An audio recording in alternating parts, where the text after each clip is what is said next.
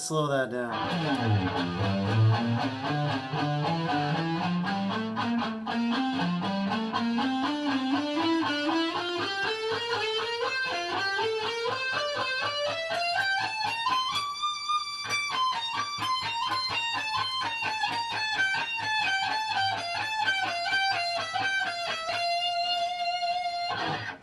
All right, so what am I doing here? Basically, all I'm doing is thinking major and minor shapes, just stacking them on each other.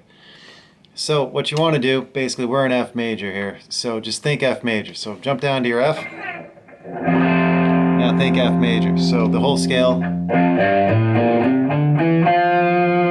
right? What you're going to do is get rid of these two notes down here.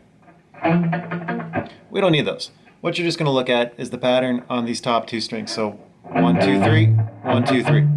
So basically I'm going 1, 3, 5 on the string, low E, and then I'm going 1, 3, 5 again on the A.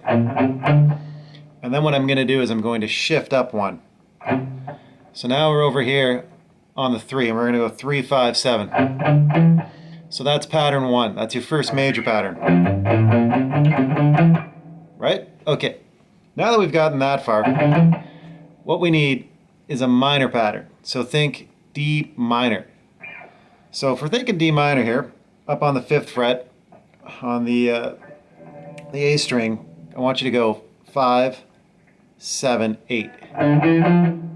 Okay, then repeat that one string lower. Now you got to shift it. Okay, that's the only difference in the pattern is when you do this one shift here, because instead of doing, you know, like that, now you're going to be going 7, 8 up to the 10. But those are the two patterns. This whole thing is just built around that, and they repeat. So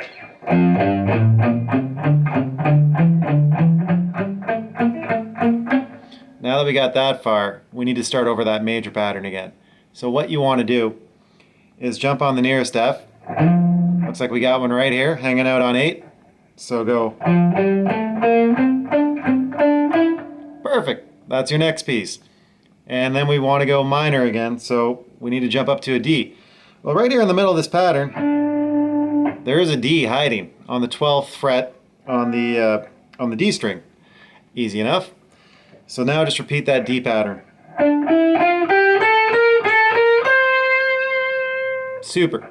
So now we need to do major again. Jump up to where you find yourself a nice F.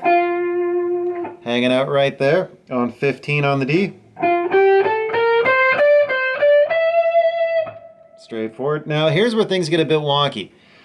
See, I can't really find a D quickly and easily here, so what I'm doing is I'm just going to repeat this, you know, same fingering, but I'm going to jump up here and I'm going to be doing it on the 18th, 20th, and 22nd fret on the B string.